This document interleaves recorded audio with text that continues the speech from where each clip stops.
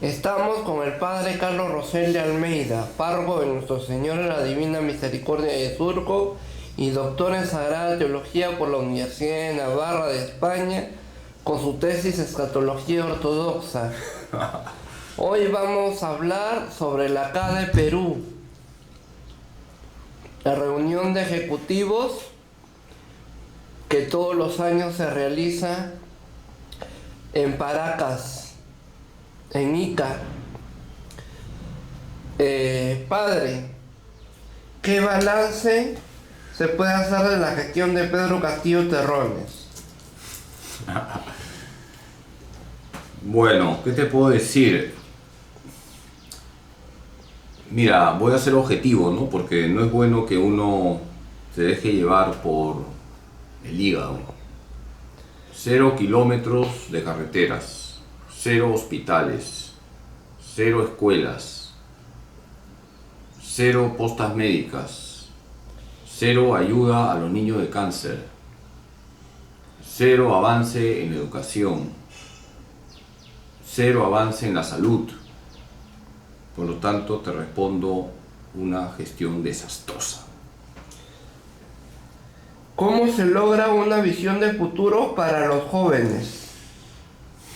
Muy buena pregunta. Preparándoles para afrontar los retos del futuro. Eso significa unir en los jóvenes un contenido sólido de enseñanzas.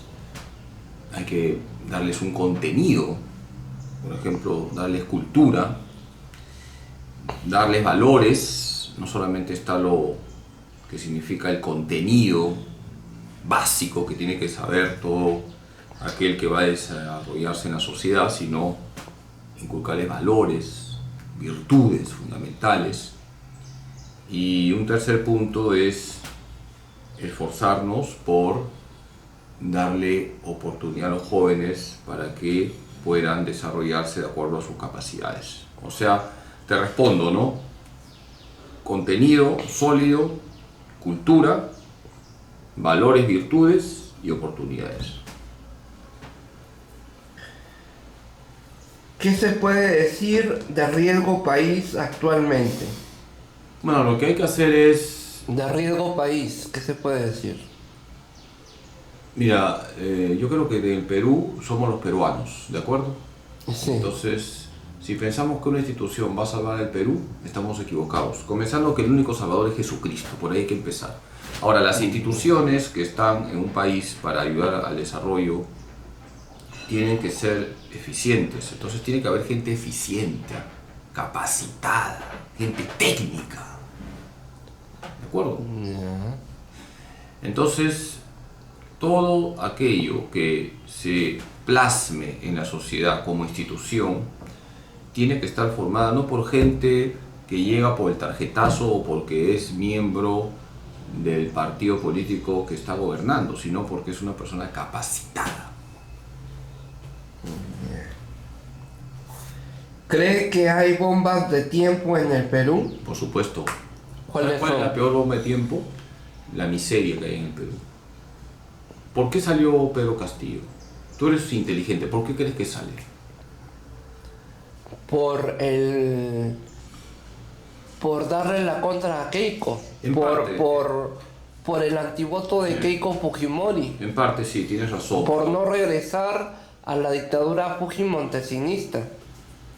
En parte sí, y lo que dices tiene razón. Si hubiera entrado en la segunda vuelta Porquis o Hernando de Soto o Forsyth, está claro que Castillo hubiera perdido. Pero Castillo tuvo un 19% en la primera vuelta, que es poco por un lado, pero también es mucho por otro lado, porque ese 19% lo llevó a la segunda vuelta.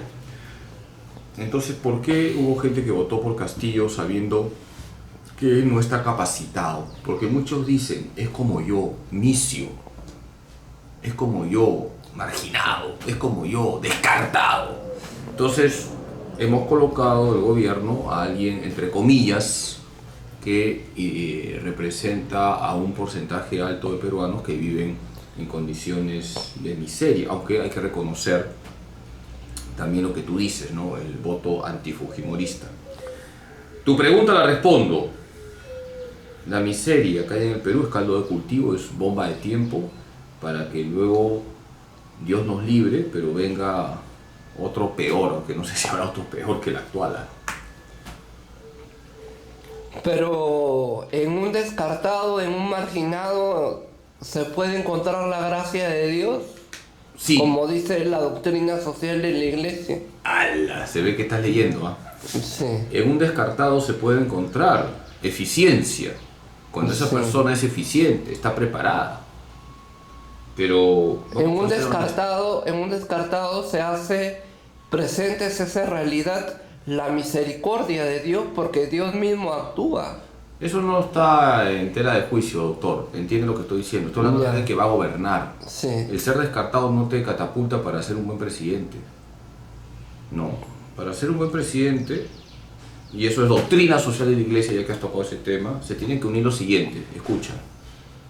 Capacidad técnica, honestidad, experiencia laboral, prudencia, respeto a la dignidad de la persona humana. Todo eso se junta y tenemos una buena autoridad.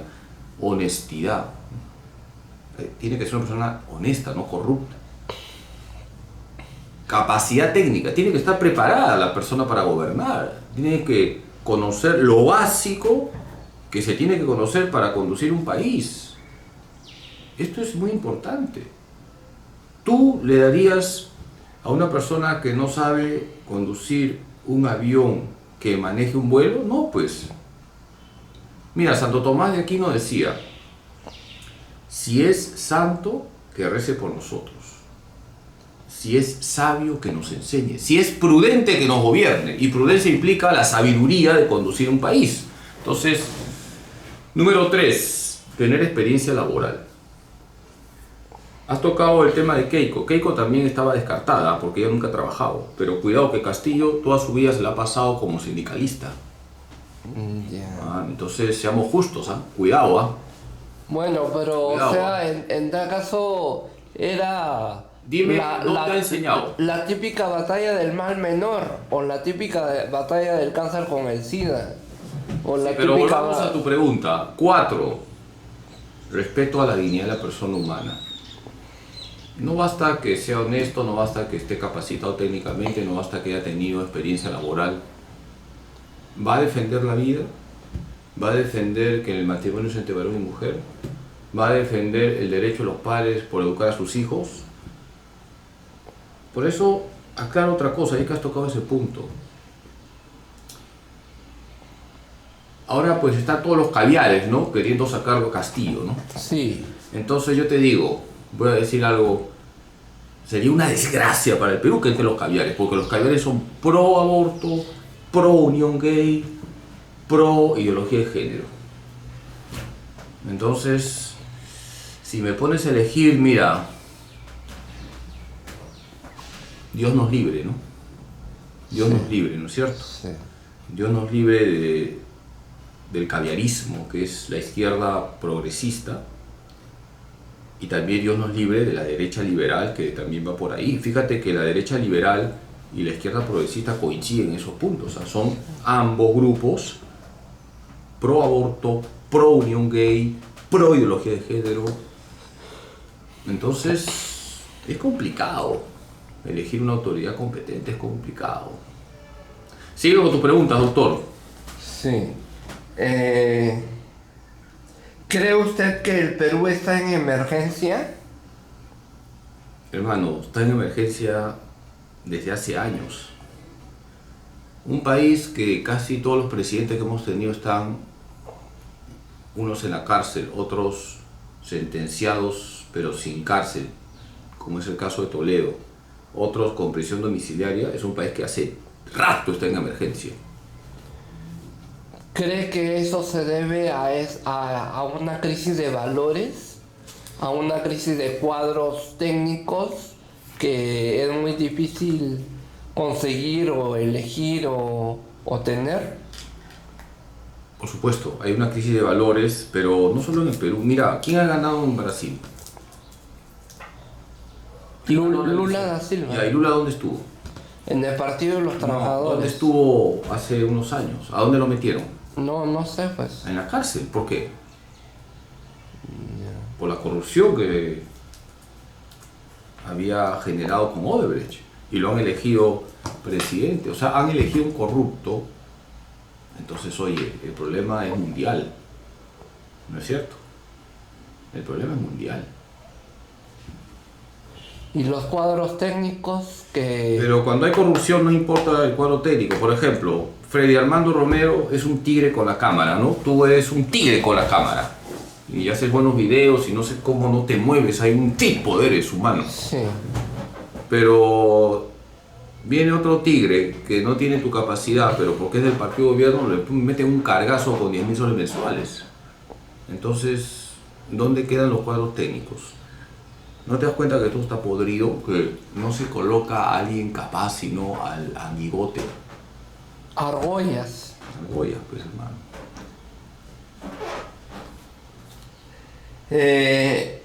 ¿En qué consiste la institucionalidad democrática de un país? En el respeto a las instituciones. Y eso es lo que no hay en el Perú, porque el Poder Judicial, el Poder Legislativo, el Poder Ejecutivo tienen su ámbito. No es una competencia de poderes. Se tiene que respetar lo propio de una institución. Y eso implica poner gente capacitada, porque si yo coloco en el Ministerio de Vivienda y Construcción a alguien que no sabe ni construir un sardinel, pero lo coloco porque es el primo hermano del presidente, entonces no hay un respeto a la institución. ¿Cómo se logran instituciones fuertes y sólidas que estén preparadas para todo? Cuando no se politiza la institución y cuando, repito, se colocan personas idóneas. En el momento en el que el Perú se viva esto que estoy diciendo, respeto a la institución, Ministerio de Salud, médicos capacitados, personal técnico de salud, no gente que viene por recomendación del partido de gobierno, mejoraría el Ministerio de Salud. Y lo que digo del Ministerio de Salud, digo de otros ministerios. Pongamos gente capacitada, no gente que entra por el tarjetazo. Pero el tarjetazo se debe a que cada presidente, cada partido electo, cada gobierno, cada gestión quiere su gente para gobernar. Es verdad. Quiere reservar, quiere colocar, quiere designar su propia gente para gobernar. Entonces, perdón, doctor, disculpa. Entonces veamos a quiénes estamos eligiendo, ¿no? Busquemos los partidos donde hay gente más capacitada. Lo que tú dices es verdad, un partido entra y tiene el derecho de colocar su gente, pero que coloque a la gente capacitada, pues eso es algo ético.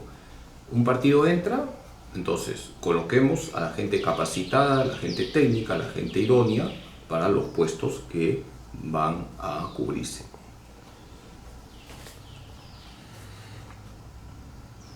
¿Sigue vigente la lucha anticorrupción o cree que es un caso perdido?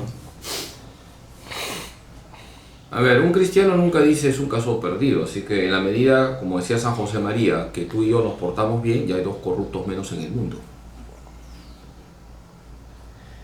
¿La partidocracia clásica se mantiene o cree que hay nuevos tiempos con nuevos rostros y nuevos movimientos políticos? No, sigue la misma tara, la misma lacra de que independientemente de que hayamos partidos, seguimos con la argolla, seguimos con el tarjetazo, seguimos con el promover a ineptos.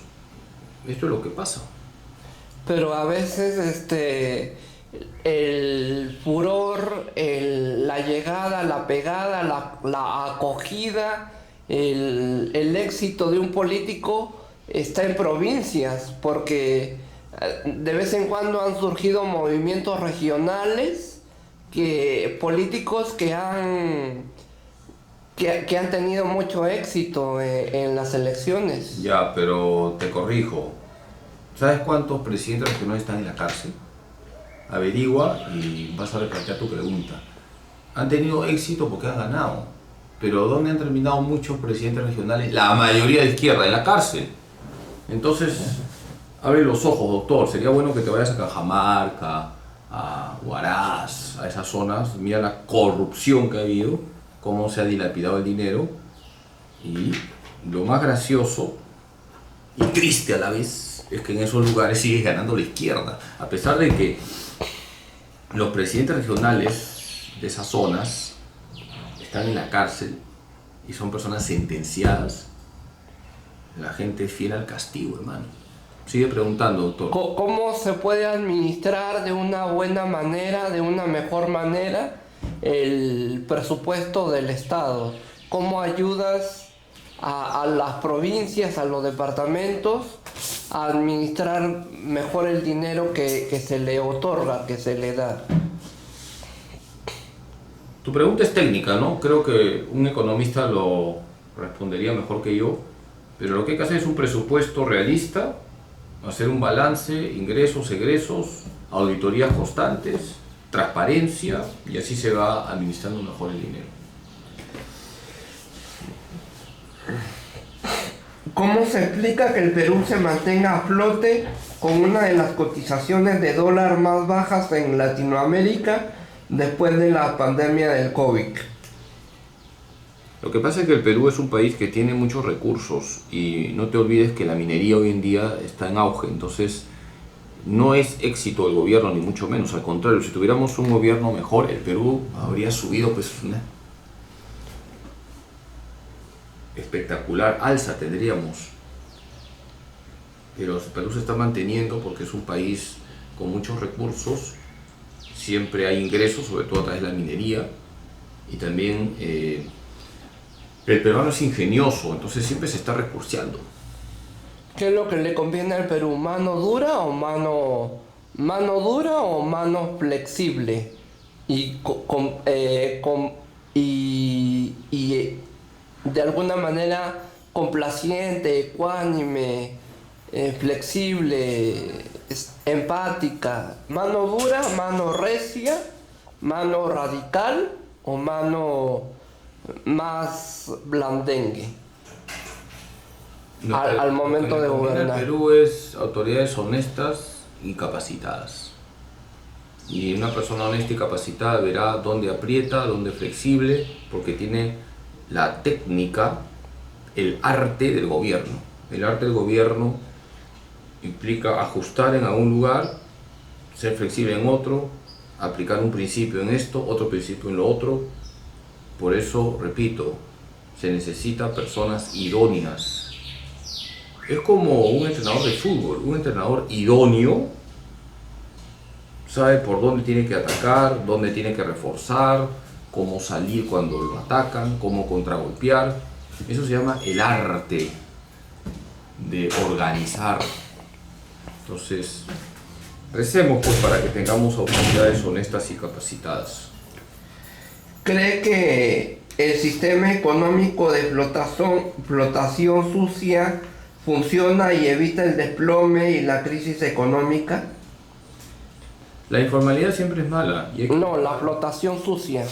El sistema que emplea el Banco Central de Reserva para que no se desplome la economía y se mantenga a un nivel considerable No, pero eso de explotación sucia es una expresión que no es del todo correcta, ¿no? Porque el Banco Central de Reserva, que por cierto tenemos una persona capacitada, hay que decirlo, está dando medidas correctas, y creo que lo poco bueno que tiene este gobierno es que ha mantenido a un presidente que está capacitado a nivel mundial para mantener la dinámica de lo que significa un Banco Central de Reserva.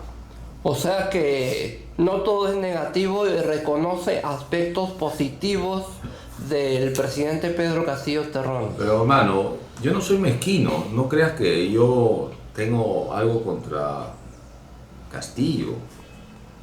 Hay que respetar a la persona. Me parece un presidente malo, sí, pero como te he dicho, hay algunas cosas que por lo menos no las ha tocado y yo las tengo que valorar, ¿no? dentro de todo, la defensa de la vida, no ha tocado el tema matrimonio varón y mujer, no se ha dejado caviarizar por ahora, aunque su lenguaje ya está cambiando, ¿ah? También no hay que reventarle muchos cohetes en ese sentido. Fíjate que antes decía todos, ahora dice todos y todas, y la guachapería de la ideología de género. Claro, tu pregunta es interesante, ¿no? Es que uno tiene que ser objetivo, ya, entonces, seamos objetivos. Gobierno nefasto, pero dentro de esa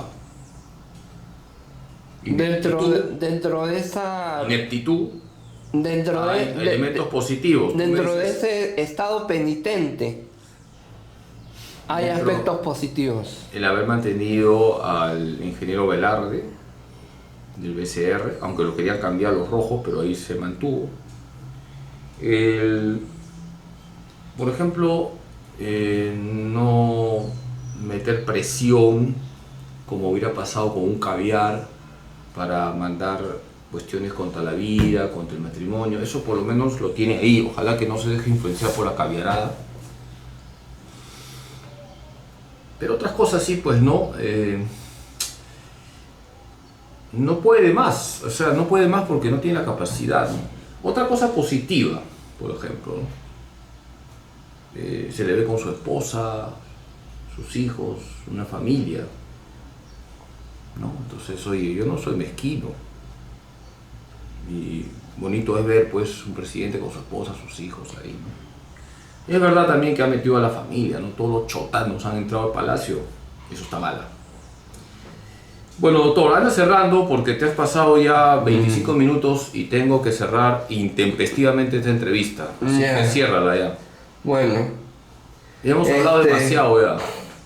¿Cree que el sistema sanitario y el cuerpo de médicos que tiene Perú funcionó o se esperaba mucho más durante la pandemia? El tema sanitario sigue pendiente, ¿no? Sigue pendiente, o sea, lo que te digo de salud, lo digo de educación, lo digo de economía. El Perú, y esto es responsabilidad del presidente Vizcarra, el anterior presidente, manejó pésimamente la pandemia. Pésimamente,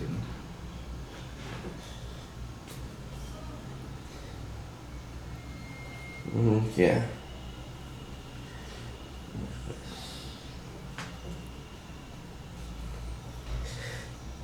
¿Cree que el desarrollo y el crecimiento sostenido le chorrea a todos en el país?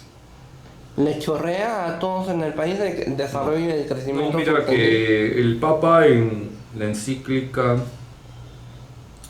Fratelli Tutti habla de que el chorreo no es lo mejor, porque el decir vamos a producir mucha riqueza, pero las clases pudientes son las que se cogen el mayor porcentaje de los dividendos y algo le llega a los pobres, no es una forma correcta de abordar la economía. Lo que se tiene que hacer es buscar, darle oportunidades a las clases más necesitadas. El chorreo suena como darte migajas, ¿no? Evidentemente hay que lograr producir más, eso sí, pero la distribución, yo creo que ahí está fallando la cuestión. ¿Qué tanta influencia e impacto tiene la situación socioeconómica del Perú sobre las demás economías de Latinoamérica? A ver, el Perú no es de las economías más poderosas, pues, de América Latina, o sea... Pero su estabilidad, técnico, su crecimiento... Y la economía peruana no está a nivel ni de México, ni de Brasil, ni de Chile, ni de Argentina, ni de Colombia, por poner unos países. Ahora, el Perú, yo creo que ha perdido la oportunidad con este gobierno de seguir creciendo. Había un crecimiento, sí, un crecimiento que, cuidado, viene desde Fujimori, ¿eh? Ya que has tocado un punto que bueno hay en Castillo, pues yo también te pregunto, todo lo de Fujimori tampoco estuvo mal, ¿no es cierto? No seamos mezquinos. Sí, claro. O sea, también hay que ser honestos, ¿ah? Después de la inflación de Alan García, Claro. del primer gobierno. Claro, después de esa inflación hubo logros en la economía. En otras cosas, evidentemente, yo no voy a aplaudir la corrupción fujimontesista de ninguna manera. pero la economía la manejó bien. Luego los siguientes presidentes han mantenido un poco la política y por eso se creció. Y ese crecimiento pues ha significado que ahora estemos viviendo relativamente con condiciones que pueden sobrellevar, ¿no?, la situación difícil que hay en el mundo, sobre todo después de la pandemia. Pero repito, si tuviéramos otras autoridades más competentes, creo que el Perú tendría que crecer más. ¿Cuál es el contexto y su efecto del panorama del Perú frente al COVID y la guerra de Rusia con Ucrania? ¿Qué tanto ha afectado al Perú la guerra de Rusia con Ucrania y la pandemia del COVID? Hermano, yo no te puedo responder, no tengo los datos técnicos. Algo ha afectado en el tema de los hidrocarburos, el tema del petróleo, la gasolina, el trigo, todo eso afecta porque Ucrania es un productor A1 en trigo y en petróleo. Entonces todo eso ha afectado, pero ya datos así estadísticos no los tengo. ¿Cree usted que después de 30 años de vida democrática y orden constitucional es válido decir que fue gracias al milagro peruano? ¿Existe el milagro peruano? Lo que pasa es que hay que ser prudentes cuando usamos expresiones, ¿no? Milagro peruano. Milagro peruano en el sentido de que hubo crecimiento, sí, ha habido un gran crecimiento desde Fujimori hasta acá. Eso es matemática pura. Ahora, ¿el crecimiento llegó a todos? No. Entonces, ahí no hay milagro, pues. Si hubiera llegado el crecimiento a todos, no tendríamos este gobierno. Repito, la miseria es caldo de cultivo para elegir autoridades no competentes, pero demagógicas. ¿Cree que es válido decir que esta etapa de la historia del Perú reciente es una república empresarial? Como dice un historiador en su libro de historia proporcionado por una editorial, por un periódico. ¿Es una república empresarial? Yo no coincidiría tanto, porque en el Perú las empresas no tienen todas las facilidades que deberían tener. Yo creo que falta más apoyo, sobre todo a las empresas medianas y pequeñas, pero sí hay un potencial, eso sí, yo diría que es un país potencialmente empresarial, porque hay una gran riqueza. Pienso, por ejemplo, el tema que puede resultar chistoso, la gastronomía. Ahí pues hay un potencial. Y en parte lo que tú has dicho sobre que el Perú de alguna manera está sobreviviendo, mira, va a resultar también de chiste, pero el peruano puede tener 3 soles y ¿en qué lo gasta? No sé, pues, en comida, ¿qué es esa mímica? No en sé. Comida, ¿cómo que no sabes qué es esa mímica? Si cuando tú me tocas la puerta, no sé qué es ese, no sé qué es ese ademán. pero cuando me tocas la puerta, ¿qué haces? ¿No haces así? El miqui. Ahora, ¿cuántos chocolates te has comido? Varios, No, pues. no, dilo, confiésate públicamente. Varios. ¿Cuántos platanitos manzanos te has comido? Me dejaste sin plátanos, hermano. Varios. Ya, entonces, pero no me digas que el peruano no come. No te hagas de aceta ahora, hermano. El peruano tiene plata y come. Mira los restaurantes los domingos. Es impresionante. Entonces, hay un potencial ahí en la gastronomía. Doctor, tu última pregunta, corto en este momento. La última y definitiva pregunta. La vida es dura. ¿Cree que la gesta y la organización de la República Empresarial es prácticamente gracias a las MIPES y a las pymes? Bueno, ya lo he respondido. Hay pequeñas empresas, medianas empresas que están esperando dar el salto.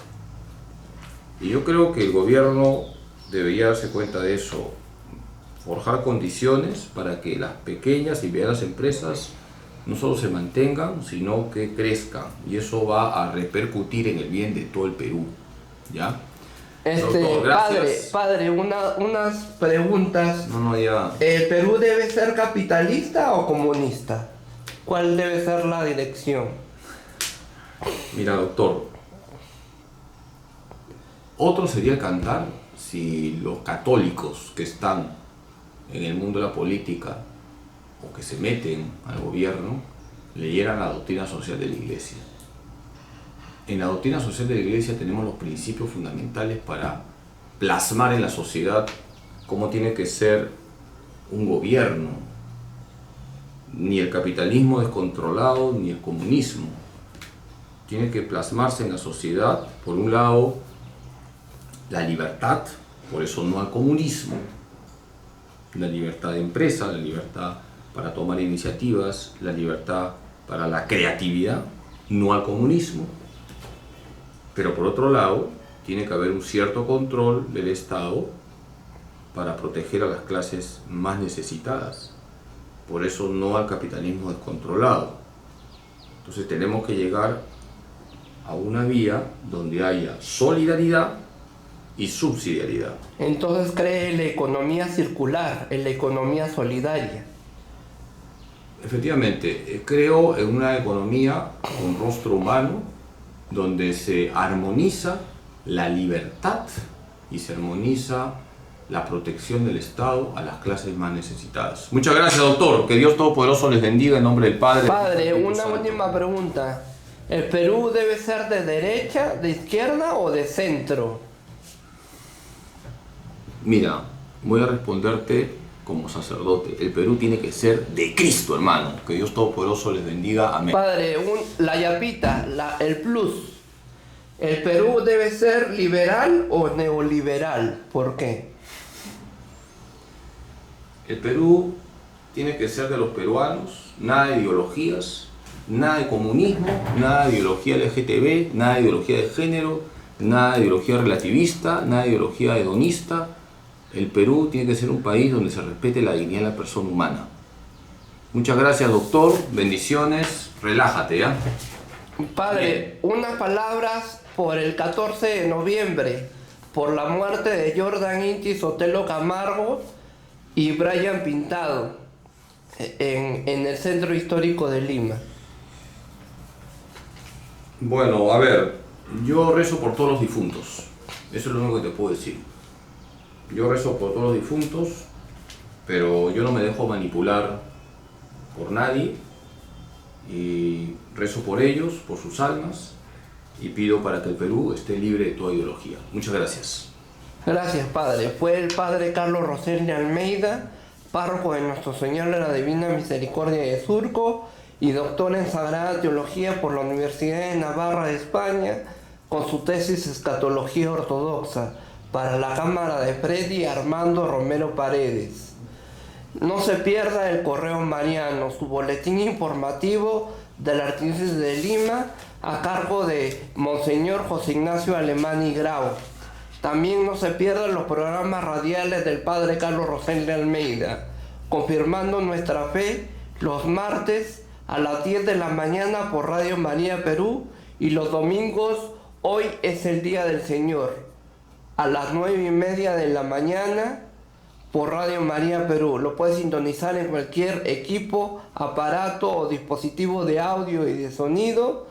Y también lo puedes sintonizar en una página web, en la página web de Radio María Perú, o también lo puedes sintonizar en el fanpage, en la página de Facebook de Radio María Perú.